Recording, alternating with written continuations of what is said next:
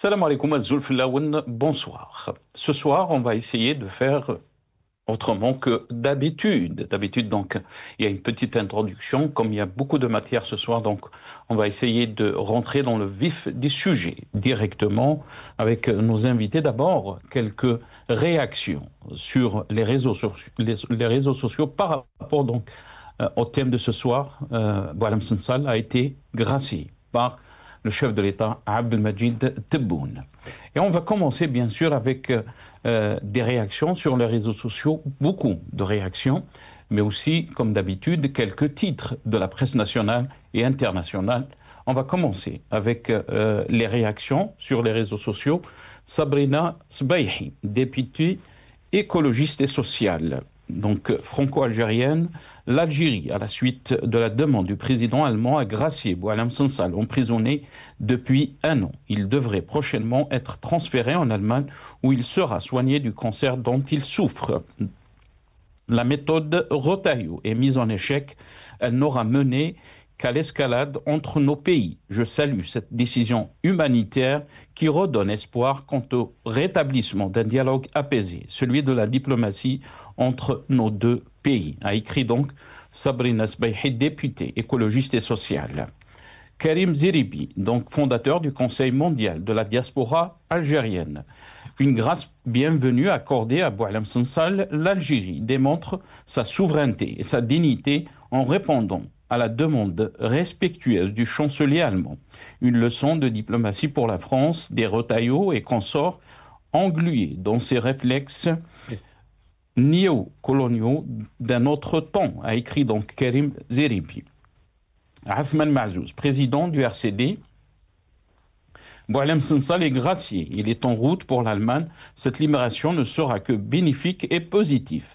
Bien avant cette décision, notre parti fut parti les rares formations politiques à plaider publiquement pour sa libération, tout en affirmant clairement ne pas partager ses positions sur la question de l'intégrité territoriale de l'Algérie, car le courage politique, c'est aussi cela, défendre le droit à la liberté d'expression, même pour ceux avec qui nous sommes en désaccord. Le RCD rappelle qu'il milite inlassablement pour la libération de tous les détenus d'opinion, pour clore l'épisode de la répression que subissent de nombreux Algériens et mettre fin à la logique du tout sécuritaire qui étouffe la société et empêche tout dialogue politique sincère. Que cette grâce soit le fruit d'une intervention allemande ou d'un mouvement diplomatique visant à apaiser les tensions avec la France, elle doit être considérée comme un signe à encourager. Le pays a besoin d'ouverture, de sérénité et de réconciliation avec lui-même et avec le monde. L'Algérie ne retrouvera sa place et sa dignité internationale que dans la liberté et la justice, a écrit donc Athman Mazouz, président du RCD. Brahim Younsi, analyste politique, Abdelmadjid Tebboune est un joueur de bon auto qui perd à chaque mise. Maintenant, la seule réaction, un coup de pied populaire, a écrit Brahim Younsi. Sabrina Zouaghi, enseignante universitaire à Bdjaïa. Si Boualem Sansal était réellement coupable de haute trahison, d'espionnage, d'intelligence avec l'ennemi extérieur, d'atteindre à l'unité du territoire national, pourquoi le libérer? C'est posé la question donc, Sabrina Zouaghi, comment peut-on gracier un traître à la nation? Voilà, donc... mais aussi, et si Boualem Sansal, était réellement innocent de toutes ces graves accusations, pourquoi l'avoir emprisonné alors? Ce que j'aurais aimé, moi, j'aurais aimé que cette affaire scabreuse soit réglée en interne de façon transparente, juste et équitable, sans aucune ingérence étrangère dès le début. Il était clair qu'il ne fallait pas l'emprisonner, ni faire de lui un héros. Pourquoi attendre que le président allemand demande sa libération? Est-ce que je revendique? Et ce que je revendique, c'est simple. Liberté pour la justice algérienne que nous voulons. Libre, indépendant, juste et souveraine. Et liberté pour tous nos détenus d'opinion qui réclament justice du fond de leur geôle. Est-ce trop demandé? Donc, c'est posé la question, Sabrina Zouaghi. On termine avec Kerim Neitou Slimane, universitaire militant politique, donc, qui a publié cette image avec les photos donc, des détenus d'opinion. هؤلاء ليس لديهم رئيس ألماني يذكره بمعاناتهم حسبنا الله ونعم الوكيل. Donc a écrit Kerim Neitou Slimane.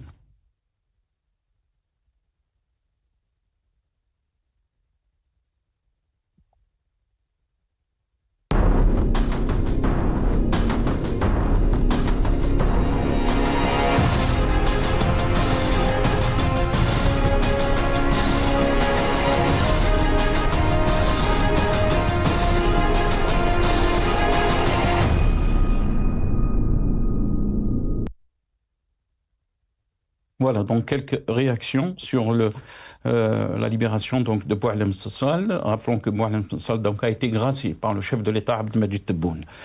Quelques titres, l'APS, le président de la République décide de répondre favorablement à la demande donc, de son homologue allemand concernant l'octroi d'une grâce en faveur de Boualem Sansal. L'APS, nos amis de la régie, Al-Watan, Boualem Sansal gracié pour des raisons humanitaires.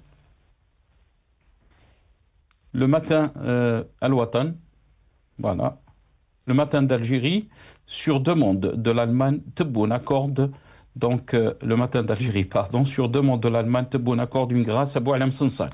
Le journal Le Monde, journal français, l'écrivain Boualem Sansal, donc incarcéré en Algérie depuis novembre 2024, a été gracié. L'auteur franco-algérien a fait l'objet d'une mesure de grâce du président algérien Abdelmadjid Tebboune à la suite d'une médiation du chef d'État allemand.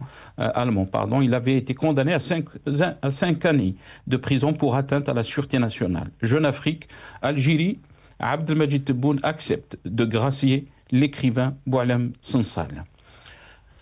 Le matin d'Algérie, sur l'affaire de Mohamed Tadjadid condamné à 5 ans de réclusion par le tribunal criminel d'Alger. Et on termine avec France 24. En Algérie, Mohamed Tadjadid, le poète du Hira, condamné à 5 ans de prison. Mohamed Tadjadid, figure du mouvement pro-démocratie Hira, qui a secoué l'Algérie en 2019, a été condamné mardi à 5 ans de prison pour apologie du terrorisme, a annoncé son avocate. Voilà, beaucoup de réactions donc dans les réseaux sociaux par rapport à cette affaire de Boualem Sansal, la condamnation aussi de Mohamed Tadjadid hier à 5 ans de prison. Le titre de ce soir, Algérie Tebboune gracie Boualem Sansal, Mohamed Tadjadid sous les verrous. C'est le titre de notre émission pour ce soir. Et j'aurai le plaisir d'accueillir dans cette émission Gamal Abina, analyste politique. Il est avec nous depuis Paris, via Skype. Gamal Abina, bonsoir. Merci beaucoup d'avoir accepté l'invitation. Bonsoir, merci pour votre invitation. Merci Gamal Abina. On a aussi le plaisir d'accueillir Nazim Taleb, membre du secrétariat de Rached. Il est avec nous aussi depuis Paris, via Skype. Nazim Taleb, bonsoir. Merci beaucoup d'avoir accepté l'invitation. Marhaba bik, si Nazim. Bonsoir, c'est Nasser. Bonsoir à votre invité et à tous vos téléspectateurs. Merci. On aura aussi avec nous depuis Washington Hamid Lello, directeur de Run for Democracy en Algérie. Je ne sais pas s'il est avec nous, Hamid Lello. Pas encore. Voilà. Donc, avant de donner la parole à nos invités, on va juste passer cette petite vidéo, donc l'annonce de l'ENTV concernant donc la grâce de Boualem Sansal.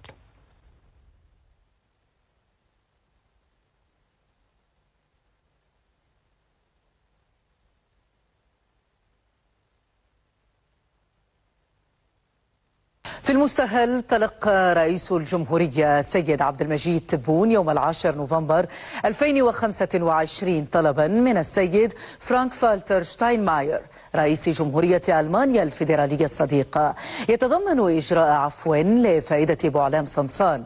وقد تفاعل السيد رئيس الجمهورية مع هذا الطلب الذي شد اهتمامه لطبيعته ودواعيه الإنسانية. وعملا بالمادة 91 الفقرة 8 من الدستور وبعد الاستشارة المعمول بها قانونا، قرر رئيس الجمهورية التجاوب إيجابيا مع طلب فخامة رئيس جمهورية ألمانيا الفيدرالية الصديق. ستتكفل الدولة الألمانية بنقل المعني وعي. Voilà, Gamal Abina, je vais commencer cette émission avec vous. Le chef de l'État, Majid Tebboune, a décidé donc de répondre favorablement à la demande de son homologue allemand concernant l'octroi d'une grâce en faveur de Boualem Sansal. Boualem Sansal donc a été gracié par le chef de l'État, Abdelmajid Tebboune, presque une année après donc son emprisonnement. Votre réaction? Simplement, c'est que c'est une grâce qui était attendue. En vérité, il n'y a pas vraiment de surprise. Pas attendue parce que les pressions de la France qui n'ont pas abouti étaient au rendez-vous. Elle était attendue parce qu'il a des problèmes de santé, on le sait déjà, parce qu'effectivement, c'est plus vraiment un enjeu comme personnage, bien qu'il ait été monté en épingle par l'extrême droite française et par la droite dure française. Mais Boualem Sansal, finalement, a purgé 20% de sa peine. Il a fait quand même 1 an sur 5. Et surtout, semble-t-il, il est malade, il aurait un cancer. Donc, toutes ces conditions ont conduit à ce qu'effectivement il y ait une forme de clémence de la part du président qui a effectivement gracié le personnage. Alors une grâce, ça n'est pas une remise en cause de l'accusation et surtout de la condamnation. Il est toujours condamné, mais il a bénéficié d'une grâce pour être libéré. Ça arrive régulièrement. Lui, c'est plus particulier puisque la demande a été faite de façon explicite par le président allemand et que le président algérien a décidé d'accéder à cette demande pour des raisons humanitaires, tout simplement. C'est un personnage qui n'est pas vraiment important. C'est un personnage qui était outrancier, qui, il faut le rappeler quand même, était d'extrême droite en France. J'ai jamais oublié ça. Donc un ennemi de l'Algérie déclaré. Nazim Taleb. Personnage pas important. En tout cas, les médias internationaux n'ont pas lâché prise. Donc, si je comprends bien, il a été relâché pour des raisons humanitaires. Donc, au fait, l'humanisme, c'est d'autres pays, notamment en l'espèce c'est l'Allemagne, qui nous rappelle notre humanisme. Parce que si l'Allemagne ne nous a pas rappelé de notre humanisme, on ne serait pas humain et on l'aurait laissé en prison. Et d'ailleurs, je me pose la question, alors à ce moment-là, si c'est pour des raisons humanitaires, c'est pas le seul qui a un cancer Sansal. Les détenus, notamment depuis les années 90, et sans aller aussi loin, les détenus, les anciens du fils, Ali Ben Hajar, je ne crois pas qu'ils soient dans meilleure forme. Il y a énormément de détenus en Algérie qui souffrent de cancer, notamment ceux qui ont été emprisonnés dans les zones qui étaient affectées par les essais nucléaires français. Donc, si on applique cet humanisme, on l'appliquerait à tout le monde, premièrement. Secondo, rappelons les chefs d'accusation. Alors, nous, bien sûr, au sein du mouvement Rached, on a toujours refusé son incarcération parce qu'on croit réellement à la liberté de la presse, peu importe ce que vous pouvez dire, du moment que vous n'utilisez pas des méthodes violentes. Il n'en demeure pas moins que cette personne a été condamnée pour atteinte à la sûreté de l'État. Il a remis en cause les frontières algériennes. Il a été traité par le président lui-même, qui disait « Moi, je suis fils de Améroche, fils de colonel Lotfi, fils de Ben Mehidi, et Jabouna Wahed Loss », c'est comme ça les termes. Voilà un président comme on l'exprime aujourd'hui en Algérie, avec des termes aussi médiocres, indignes d'un président de la République, qui a dit... Majhoul al-Hawiya, il a dit Nazim. Pardon? Il a dit Majhoul al-Hawiya. J'y arrive. Majhoul al-Hawiya, comme si c'était sa faute. Si c'est quelqu'un qui, comme on dit, c'est un fils de la DAS, c'est pas de sa faute s'il n'a pas des parents. Donc, l'accuser de ne pas avoir des parents ou des parents, il est né sous X, ça, c'est pas, à la limite, c'est bas comme accusation. Et par miracle, une année après, sous pression étrangère, et là, bien sûr, il y a tout ce qui est formule diplomatique dans le président allemand qui demande à son homologue algérien. En fait, ce n'était pas une demande. Au fait, c'était une concertation franco-allemande. Comment faire pour le libérer? Et donc, comme il suivait, et ça, c'est pas moi qui le dis, il y a certaines sources qui le disent, que l'Allemagne aurait dit à M. Tebboune que s'il ne relâchait pas Sansal, il pouvait dire adieu à ses check-ups et à ses visites médicales en Allemagne. On sait très bien que Tebboune fait régulièrement des visites médicales en Allemagne. Donc, bien sûr, sous couvert de formules bien jolies, le chancelier allemand qui demande le président allemand qui demande à son homologue algérien et son homologue algérien qui donne... Elle est où cette Algérie où on refuse les interventions étrangères? Elle est où cette Algérie? Normalement, si on était vraiment dans un état de droit, et malheureusement on prouve que la justice en Algérie, on croyait avant Nasser qu'ils avaient un forfait téléphonique national. Maintenant, on réalise qu'ils ont un forfait téléphonique international. Maintenant, même les puissances étrangères, les chefs d'État étrangers peuvent, par le biais du téléphone, faire sortir quelqu'un qui était, encore une fois, condamné pour atteinte à la sûreté de l'État. C'est-à-dire, en grosso modo, traître à la nation. Si on avait un vrai état de droit, eh bien, le président Tebboune, respectueusement bien sûr, aurait dit au chancelier allemand, on a une justice indépendante, et s'il est vraiment malade, eh bien, il demandera aux services médicaux, comme ça se fait même dans les pays en Europe, aux États-Unis, etc., et c'est le médecin qui jugera ou non s'il doit sortir ou pas, et s'il doit sortir, il sera sous bracelet électronique ou en résidence surveillée. Là, il n'est ni sur bracelet électronique, ni en résidence surveillée. Au contraire, on lui envoie un jet privé et il va revenir comme un héros national en Allemagne et surtout en France, parce que les pressions étaient exercées surtout par la France. Et comme il y avait des relations très tendues entre l'Algérie et la France, donc l'Algérie a proposé à la France de dire, voilà, que la demande provienne d'un autre État autre que le vôtre, surtout avec l'épisode Rotaillot, etc. Donc ceux qui disent que la France a échoué, non. C'est la France, elle a eu gain de cause. Parce que finalement, ce régime, il a fini par plier. Celui qui disait, et il disait dans les réseaux sociaux, Tebboune ne va pas plier, il ne va pas être relâché, etc. Ils ont fini par plier. Pour résumer, c'est un État vassal, c'est un État fragile qui n'arrête pas d'essuyer des revers à tout va. Donc c'est vraiment un État en déliquescence totale. Très bien, reste avec nous Nazim Taleb. Gamal Abina, quand Nazim Taleb dit que le pouvoir algérien a fini donc par plier par rapport à cette question, à cette libération de Boualem Sansal. Et quand on voit aussi le contraste en Algérie, cette justice donc que beaucoup d'observateurs appellent de justice de la diplomatie quand il s'agit de Boualem Sansal, mais une justice donc entre guillemets qui est sans pitié quand il s'agit des militants politiques comme Mohamed Tadjadid, ce jeune poète du Hirak, qui a été condamné hier, donc à 5 ans de prison ferme. Comment peut-on, un Algérien lambda, va comprendre ces décisions judiciaires, Gamal Abine?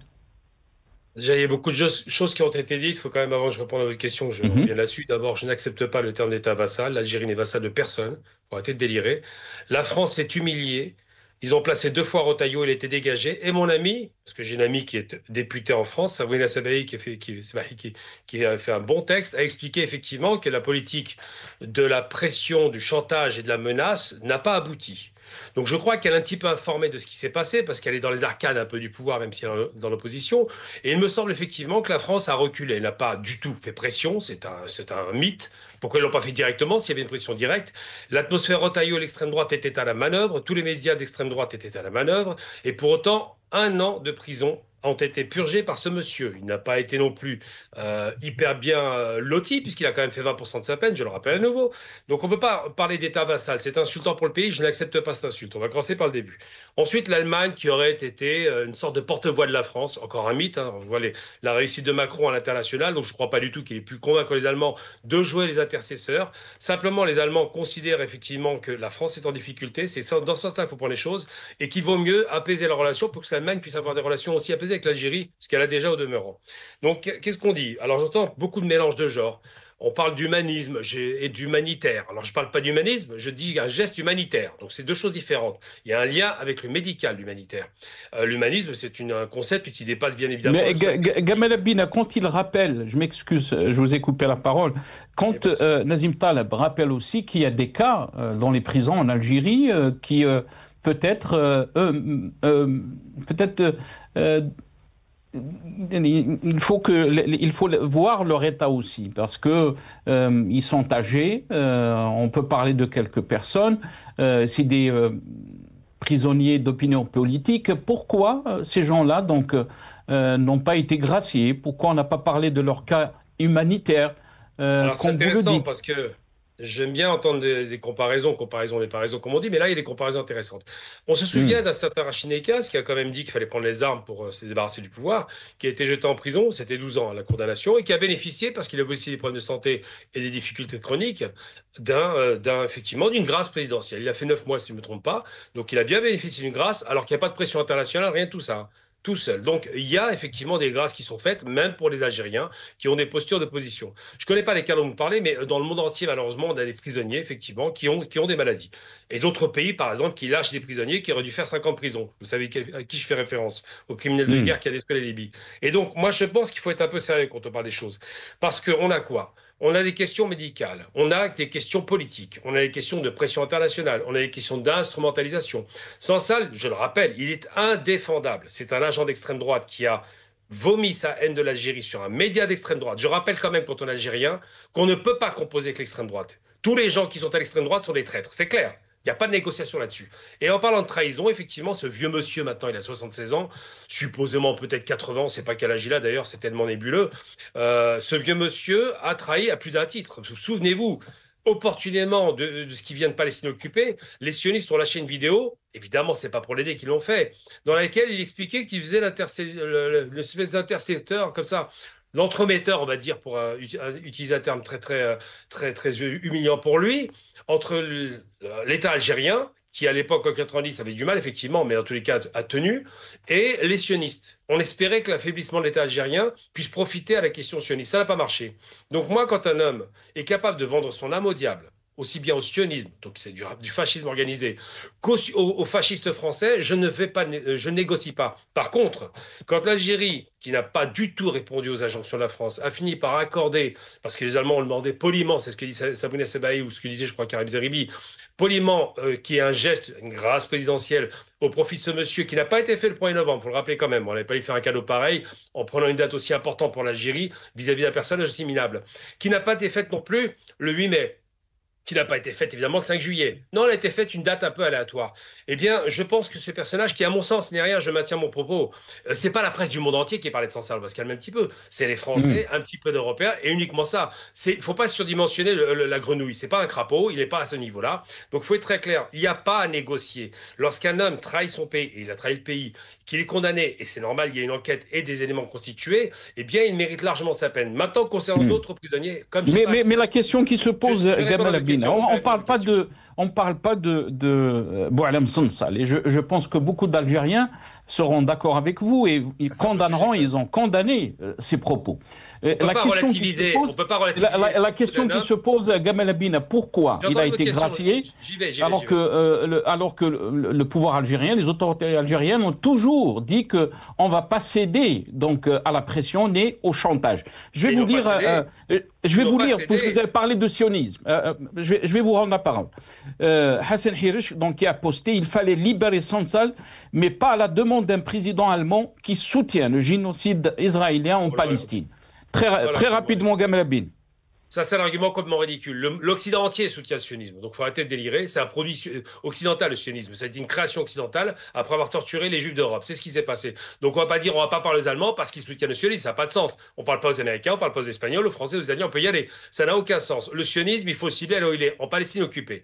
Le reste, l'émanation, ce qui crée effectivement les conditions du sionisme, c'est un rapport de force qui doit être mis en place et l'Algérie ne va pas le faire seule. Ils font tout le monde arabe avec elle. Aujourd'hui, le monde arabe est divisé. Mais il faut être très clair sur un point. Moi, je le répète, il y a des Algériens en France qui ont pris main avec l'extrême droite, que j'ai combattu sur le terrain, qui sont impardonnables. Eh bien, cet homme-là, pire encore, il s'est mis en scène avec eux dans des vidéos. Je veux bien être gentil, mais ça va. Quand un traître trahit son pays, il n'y a pas de négociation. Après qu'on le relâche pour des raisons humanitaires, en l'occurrence de santé, on peut l'entendre. Ça, c'est à la grandeur d'un pays. Parce que cet homme-là est devenu un enjeu pour l'extrême droite française, et l'extrême droite française a échoué, tout simplement. Il faut le rappeler. C'est un échec total. C'est pas la France qui est libérée, c'est l'Allemagne. entre Très très bien. Restez avec nous, Gamal Abina. On a été rejoint par Hamid Lelou, directeur de Run for Democracy en Algérie depuis Washington. Hamid Lelou, bonsoir. Merci beaucoup d'avoir accepté l'invitation. Marhaba bik. Bonsoir, tout le plaisir est pour vous. Ah, on ne vous entend pas, c'est Hamid. Vous m'entendez maintenant? C'est Hamid, est-ce que vous m'entendez? On va essayer de régler ça très rapidement avec nos amis de la régie, Hamid Lelou. Je reviens à vous après. Nazim Taleb, si vous voulez rebondir, bien sûr, il n'y a pas de souci. Vous avez entendu Gamal Abina, bien au contraire, l'Algérie donc est un geste, ce geste donc humanitaire par rapport donc à Boualem Sansal. Il faut le saluer et l'Algérie n'a pas cédé à la pression. Nazim Taleb. Moi, je lui ai posé une question, il n'a pas répondu. Pourquoi il n'a pas de bracelet électronique? Pourquoi il n'est pas en résidence surveillée? D'accord, il est malade. Il est malade. Bon, admettons, soit. Pourquoi il n'est pas en résidence surveillée? Pardon, il y a la caméra qui a... Pourquoi il n'est pas en résidence surveillée? Pourquoi on lui envoie un avion, un jet privé? C'est ça ma question. Et quand je dis un État, quand je parle d'un régime, je ne parle pas du pays. Donc il ne faut pas confondre le pays et l'État. Moi, je parle d'un régime illégitime. Et oui, je répète, c'est un régime vassal, soumis. Bien sûr qu'il est soumis. Un État fort, un État de droit, déjà n'aurait jamais accepté l'intervention d'un pays étranger. Vous imaginez, vous, le chancelier allemand, demander à Trump de libérer des prisonniers aux États-Unis? Ou même en France, ou même en Angleterre? Vous l'imaginez, vous? Vous l'imaginez même pas. Parce qu'il ne le fera jamais. Pour qui ces requêtes se font? C'est pour des régimes illégitimes. Des régimes qui sont honnis par leur propre population, qui font du deux poids, deux mesures. Bourga, 86 ans, ils l'ont mis en prison, Bourga. Qu'est-ce qu'il a dit, Bourga? Si ce n'est de demander un état de droit, un état civil, et d'être rangé à côté du Hirak. Combien de gens des années 90, bien sûr, monsieur, votre invité ne connaît pas les prisonniers de 90 parce que ça ne l'intéresse pas. Il y a des gens dans les années emprisonnés, des jeunes, injustement, qui sont en prison aujourd'hui avec des cancers. Il y a des gens qui ont même perdu la tête et qui sont toujours en prison. Il y a des gens comme Ali Amri, Amnesty International, dernièrement, elle a parlé de Ali Amri, condamné à 15 ans de prison. 15 ans de prison, un syndicaliste. Tajadid, Blâme, tout ça. Pourquoi le chancelier n'en parle pas des détenus d'opinion? Et monsieur vient nous dire, oui, il n'est pas connu. Mais pourquoi alors à ce moment-là, il parle de Sansal, puisqu'il est connu qu'en France, etc. Pourquoi les journaux américains en ont parlé, en Angleterre en ont parlé, et c'est vraiment sous-estimer aussi la portée de l'AFP, parce que même l'AFP, qui est lue un peu partout dans le monde, surtout quand il s'agit des affaires nord-africaines, malheureusement, les gens regardent le Nord-Afrique par le biais de l'AFP. Donc dire qu'il est n'importe qui, ça c'est contraire à ce qui se passe, puisqu'on en fait une émission, donc c'est pas n'importe qui, c'est qu'il a été soutenu par la France, qui est soutenu par l'Allemagne et qui est soutenu par les lobbies sionistes, comme ils les appellent. Et encore, et ça, il faut corriger ce qu'il a dit votre invité. Vous savez, Sansal, il sortait en Algérie, même quand il avait des relations avec l'entité sioniste. Il travaillait avec les services secrets algériens. Il a été envoyé dans les années 90 pour diaboliser l'islam en France. Donc l'Algérie savait très bien, connaissait très bien les activités. Il était même retraité du ministère de l'Industrie. Il avait même un salaire à l'époque. Donc il savait très bien, ça ne les dérangeait pas. Ça ne les dérangeait pas qu'il jetait tout son vomi sur l'islam et les musulmans en France, qu'il avait des accointances avec des sionistes purs et durs. Ça, et jusqu'à très récemment, il rentrait, il sortait en Algérie, et les Algériens, le service du moins secret algérien le savait. Quand est-ce qu'ils ont pris la mouche? C'est quand il a parlé du Sahara. Et il s'est rangé sur la position française de la marocanité du Sahara occidental.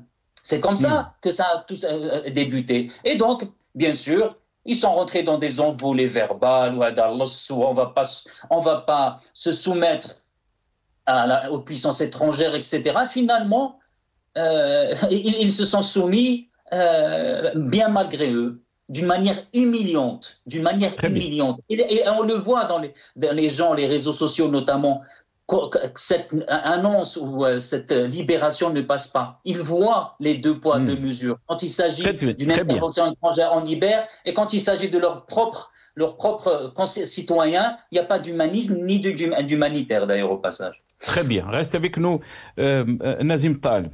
Je ne sais pas si Hamid Lellou nous entend. Hamid Lellou? Oui, je vous entends très bien. Ah, marhaba bik, c'est Hamid. Je rappelle que vous êtes directeur de Run for Democracy in Algeria. Vous êtes avec nous depuis Washington. Hamid Lellou, votre réaction par rapport donc, à cette grâce de Boualem Sansal, grâce de Abdelmajid Tebboune, à la demande donc du président allemand, une réaction sur les réseaux sociaux, beaucoup de réactions, donc, mais je vais lire celle de Liash Baili, militant politique. طلق سراح بوعلم صنصال بدواعي صحية يجب كذلك الإفراج عن كبار السن والمرضى من معتقلي الرأي أمثال بدر الدين قرفة وأحمد الزاوي ومحمد تجديد وإبراهيم العلامي وياسر الجيجلي والصحافي بلام وغيرهم هم أيضا أولى بالإنسانية. Qu'est-ce que vous en pensez, Hamid Lellou, quand on avance donc pour cause donc humanitaire, votre réaction? Une tache noire dans l'histoire récente de ce régime grabataire. Nos enfants qui croupissent dans les prisons, qui meurent même dans les prisons, et on libère un agent, un soldat français. Et on a beaucoup de Sansal d'ailleurs. Moi, ma lecture, elle y va du côté de la perspective française. C'est le gouvernement français qui dit à tous ces agents qui sont en Algérie, il y en a beaucoup, on est là pour vous défendre. On ne lâchera pas nos hommes et nos femmes qui travaillent pour nous. Ils n'ont pas défendu le journaliste français qui, lui, théoriquement, il est français de souche. Ce Sansal, il est devenu français il y a 1 ou 2 ans, alors que le journaliste vous parlez de Christophe Glaise, qui est oui. Et la France officielle ne fait pas beaucoup pour le défendre parce qu'il représente peu ou rien pour le régime français. Et quand le régime algérien est en déni, quand il essaie de gonfler ses muscles pour montrer que eux ils sont souverains, il n'y a aucune souveraineté, on le sait, on le voit tous les jours, jour après jour. Le problème, c'est que la force de ce régime réside dans la faiblesse de son opposition. C'est l'opposition algérienne qui est faible, c'est le peuple qui est désorganisé. Mais Hamid, on parle d'un geste humanitaire. Des gestes humanitaires, il y en a beaucoup qui méritent un geste humanitaire. Comme votre invité l'avait bien dit, Bourga'a à l'époque, d'autres jeunes et moins jeunes Algériens qui croupissent en prison, ils n'ont pas droit à ce geste humanitaire. Pourquoi être sélectif? Non, geste humanitaire, vous le faites par conviction. Vous décidez de le faire vous-même quand vous avez envie d'être humanitaire, quand vous avez envie de montrer votre grandeur, pas sous la pression des autres. C'est suite aux interventions des uns et des autres. C'est un problème qui est quand même un problème géostratégique. Ça ne concerne pas que la France et l'Algérie. La pression était de toutes parts et le régime a cédé. Il faut pas être en déni. C'est clair et net. C'était des pressions externes, et d'ailleurs qui sont dues à l'hypocrisie de ce monde occidental qui parle de gestes humanitaires. Et il est où le geste humanitaire vis-à-vis des Algériens, de nos jeunes et moins jeunes qui croupissent en prison? Il est où ce geste? Pourquoi ils ne défendent pas ces jeunes qui leur seul tort, leur seul crime, c'est de crier leur soif pour la liberté, pour l'indépendance, pour la liberté d'expression? Et il est où l'humanité dans tout ça? Hamid Lellou, Nazim Taleb a parlé de 2 poids 2 mesures concernant donc la grâce de Boualem Sansal d'un côté, et de l'autre côté on a vu donc la condamnation de Mohamed Tejadid ce poète du Hirak, ce jeune homme, à 5 ans de prison hier. Oui, c'est pour ça que je dis que c'est une honte. Écoutez, la libération de Sansal n'était qu'une question de temps. Le régime a essayé de manœuvrer, de gagner un petit peu, mais sa bêtise stratégique, c'était au départ, quand ils ont décidé son emprisonnement, normalement, sachant qu'ils n'allaient pas tenir. Tout le monde le disait, y compris vous, moi et beaucoup de personnes. On n'arrêtait pas de le répéter, ce Sansal ne restera pas plus longtemps que peut-être 1 ou 2, 3 mois, en quelques mois. Jamais il aura fait les 5 ans, ni les 10 ans qui ont été réclamés au départ, ou bien les 5 ans. Jamais, jamais au grand jamais. Ce régime est tellement bête que je ne comprends pas comment est-ce qu'il fait pour avancer. Ils auraient pu éviter cette catastrophe, parce que pour eux c'est une catastrophe. Mais le problème c'est qu'ils traînent l'Algérie avec eux. Leur casserole, elle coûte cher à l'Algérie. Moi, je parle du régime algérien, je ne parle pas de l'État, je parle du régime algérien qui fait bêtise sur bêtise. Et la première bêtise, c'était d'emprisonner Sansal. Ils auraient pu le mettre en résidence surveillée, ils auraient pu prendre son passeport et lui mettre des pressions comme ci, comme ça. Et là, ils auraient eu moins de pression de la part de la France, sachant pertinemment que le gars travaille pour la France, bien sûr, mais il n'est pas le seul. Donc vous pensez que les autorités ont cédé aux pressions? C'est ce que vous êtes en train de dire? Absolument, il n'y a aucun doute. Absolument, il n'y a aucun doute. Ils peuvent toujours raconter raison humanitaire, gagnant-gagnant, il y a absolument. Le régime algérien a cédé, il a cédé complètement. Il a cédé, il n'avait pas le choix. Et il n'a pas le choix. Et la situation va de pire en pire. Moi, ce qui me désole dans tout ça, c'est une opportunité pour nos hommes politiques, les hommes politiques algériens qui sont en Algérie, y compris M. Tabou, M. Boumala, M. Ras. Il faut qu'ils crient la libération de nos Algériennes qui croupissent en prison. Il est temps qu'ils le disent. Il est temps qu'ils le disent ouvertement. Il est temps que le peuple algérien montre sa force, parce que le régime est à son point le plus faible maintenant. Et ça, ce n'est que le début. Mais si l'opposition réelle ne bouge pas, aujourd'hui, je ne sais pas quand est-ce qu'elle va bouger. Très bien, restez avec nous, Hamid Lellou. Gamal Abina, si vous voulez bien sûr réagir, mais quand Hamid Lellou dit que l'Algérie donc a cédé aux pressions concernant donc cette grâce de Boualem Sansal. Et mais aussi, Nazim Taleb a parlé de 2 poids 2 mesures concernant donc notre justice. Quand on voit un jeune donc comme Mohamed Tadjadid qui a été condamné à 5 ans de prison ferme hier, juste pour des poèmes, donc, mais aussi des posts sur Facebook. Qu'est-ce que vous en pensez? Je vais répondre aux questions qui m'ont été posées. On va commencer par la fin. Donc, s'il avait été mis en résidence surveillée, on aurait fait le même numéro. Comme Aung San Suu Kyi qui était en résidence surveillée en Birmanie. Le monde entier était en train de pleurer pour cette criminelle qui a fait mourir beaucoup après de Rohingyas. Mais bon, dès qu'il y a résidence surveillée, ça veut dire prison. Donc, ça fait aucune différence. C'est pas vrai. Ensuite, non, l'Algérie n'a pas cédé puisqu'il a fallu 1 an. 20% de la peine a été faite, hein, pas 3 mois. Il a fait 1 an de prison. D'accord? Quand on prend le mandat de dépôt et puis l'arrivée, c'est toujours de la prison. Donc, quand on fait 20% d'une peine en prison, je suis désolé, en France, il y a un type qui a fait 20 jours. Bon, c'est pas le même traitement. L'Algérie n'a pas cédé. Elle a accepté ce que l'Allemagne lui a demandé, mais la pression française a un échec total. Ils ont tout utilisé, hein. Pression diplomatique, pression financière, sanctions, mouvement des capitaux, enfin tout y est passé, rien n'a abouti. C'est un échec de la diplomatie française évidente, parce que c'est une diplomatie d'incendiaire, et c'est une réussite allemande, parce que les Allemands sont positionnés comme intermédiaires. Et là, je vais sur l'autre terrain. Soi-disant, il n'y a aucun pays... Est-ce que c'est un échec aussi pour le pouvoir algérien? Je réponds à la question. Oui. Soi-disant, aucun pays au monde, ça m'a fait rire, parce que ça ne ressemble à rien, on entendait tout pareil. Aucun pays au monde n'accepte, s'il n'est pas démocratique ou soi-disant d'état de droit, comme si l'état de droit garantissait quelque chose, de libérer par des échanges, je ne sais quoi, par les intermédiaires.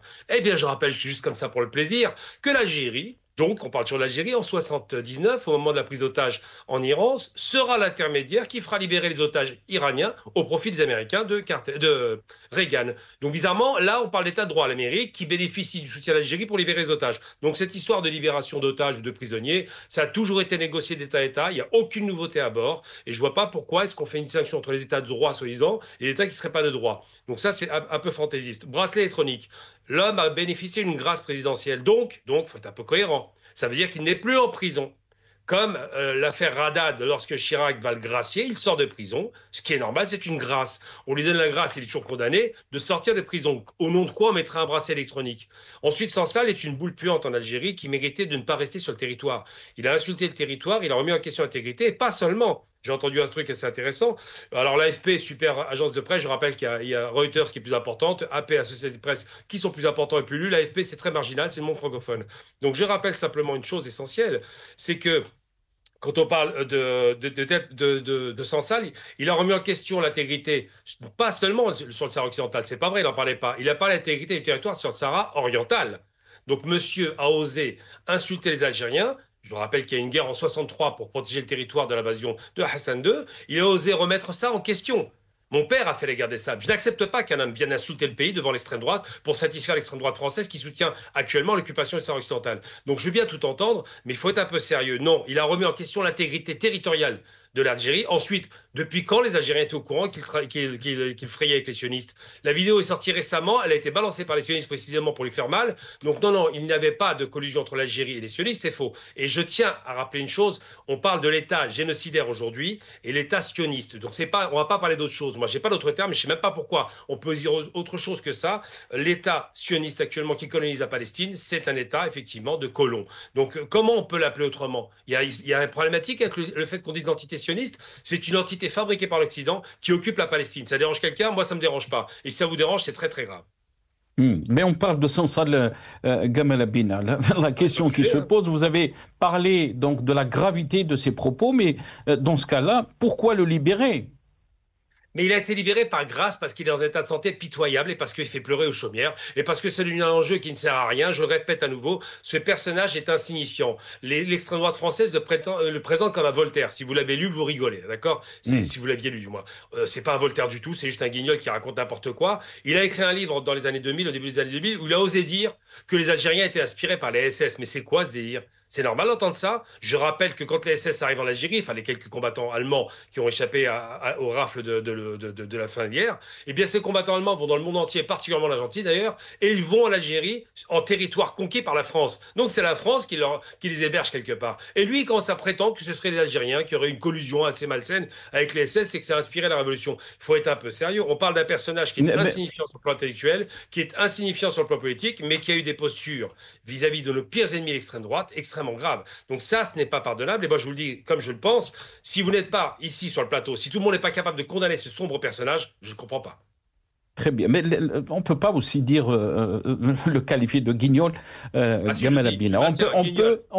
Ma'alish Gamal Abina, on peut critiquer ses propos, voyou à ce moment-là, bien sûr, on peut le...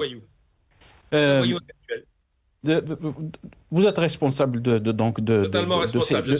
ces propos, Gamal Abina. Mais la question qui se pose aussi, quand on lit le communiqué de la présidence, le communiqué même de la présidence, il parle d'un écrivain. Donc on se pose la question. En deux mots ou en un mot? En deux mots, en un mot. Écrivain, je suis d'accord. Ces écrits sont vains. Non, il faut être très sérieux. Quand je parle de... Alors, je vais utiliser un terme un peu plus châtié pour pas choquer vos oreilles chastes, sans doute. Je dirais que c'est un voyou intellectuel. Comme Alain Soral. Moi, j'ai combattu toute ma vie l'extrême droite, mais il faut vivre en France pour le savoir, ça. Il ne faut pas être en Algérie en pensant que la France, c'est le pays de Voltaire seulement. Il y a aussi l'extrême droite qui a évolué et qui nous a souvent agressés depuis 62. Et donc, ces gens-là, qui vont frayer avec l'extrême droite, qui vont prendre main avec cette racaille d'extrême droite, utilisons le terme exact, avec des gens dangereux, qui a pour copain Zemmour. Vous écoutez ce que dit Zemmour de l'Algérie, qui a pour copain tout ce qu'il y a de pire en matière d'extrémisme de droite, et qui va expliquer aux Algériens qu'il a raison dans sa position. Non, il n'a pas raison. C'est un homme qui mérite largement d'être critiqué pour ce qu'il est, pour ce qu'il pense. J'ai combattu sur le terrain Alain Soral. Moi, je ne me suis pas caché derrière.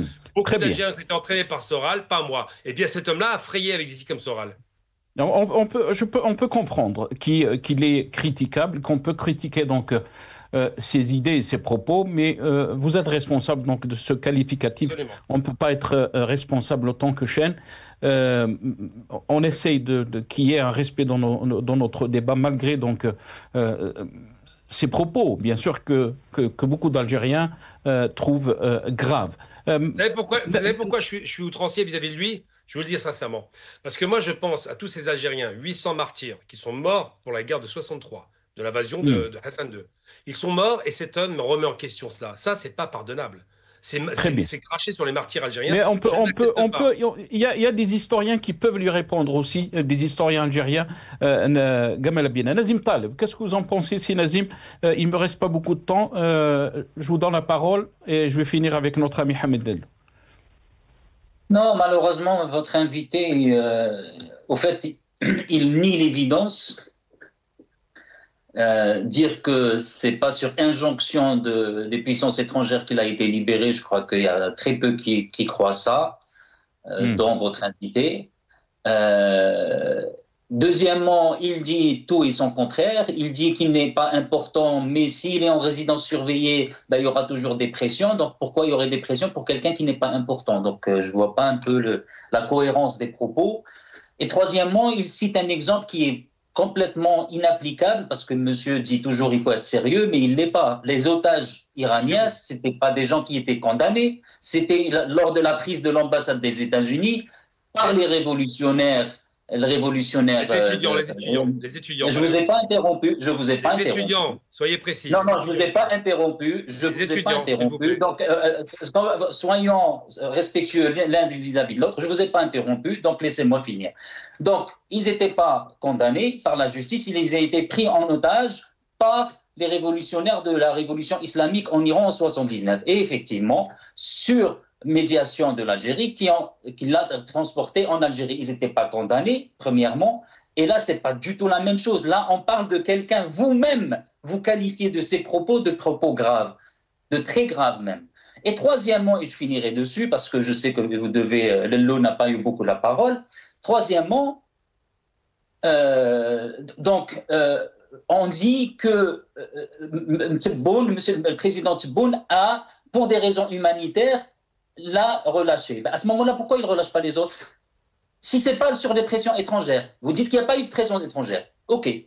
Pourquoi il n'y a que lui? Il n'y a pas eu de grâce pour d'autres détenus d'opinion. Pourquoi il n'y a que lui qui bénéficie de cette grâce? Pourquoi tous les autres qui sont malades, qui ont perdu la tête, etc., n'ont pas bénéficié de cette grâce? Donc, c'est-à-dire, vous reconnaissez vous-même qu'il n'y a que Sansal qui a été libéré pour des raisons humanitaires, et donc qui fait suite à une demande d'un président allemand à son homologue algérien. Donc vous reconnaissez vous-même qu'il a été libéré sous pression, et c'est même pas... Rachid Nekaz a été libéré sans pression, c'est faux. Mais bien sûr, sous une forme diplomatique, et je m'arrêterai là. Et encore une fois, très bien. Monsieur n'arrête pas de m'interrompre. Il vous a pas interrompu, Gamal. Il vous a pas interrompu. On est obligé de donner la parole à Hamid Lello très rapidement. Hamid, il me reste 1 minute. Je vous laisse le mot de la fin. Alors, Rachid Nekaz n'est pas un modèle. Rachid Nekaz a été recruté par le régime. Il n'y a qu'à voir son comportement. Moi, je l'ai dit depuis longtemps. Ça, c'est un.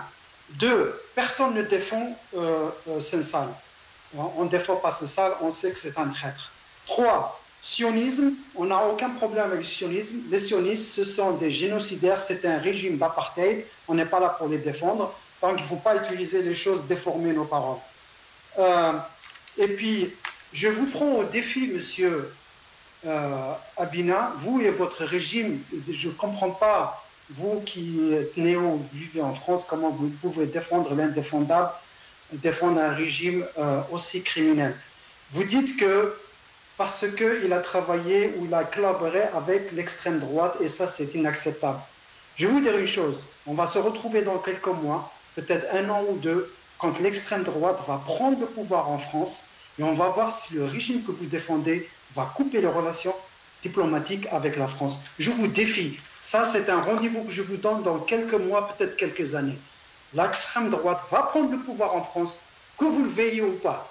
Ça va arriver. Et on va voir si votre régime a les gros muscles pour dire à la France, voilà, on coupe les relations. Et puis je vais vous dire une chose, l'extrême droite et les régimes totalitaires du Sud, ils vont ensemble, il n'y a qu'à voir l'Italie et d'autres pays. Voilà, merci. Merci beaucoup Hamid Lello. On est arrivé donc à la fin de cette émission. Je remercie mes invités. Gamal Abila, analyste politique, vous étiez avec nous depuis Paris. Merci à vous. Merci à vous. Merci à Nazim Taleb, membre du secrétariat de la chaîne. Vous étiez avec nous depuis Paris. Merci à vous. Merci à Hamid Lello, directeur de Run for Democracy en Algérie. Il était avec nous depuis Washington. Merci à vous, c'est Hamid. Merci à vous, chers téléspectateurs, d'avoir suivi cette émission. Merci.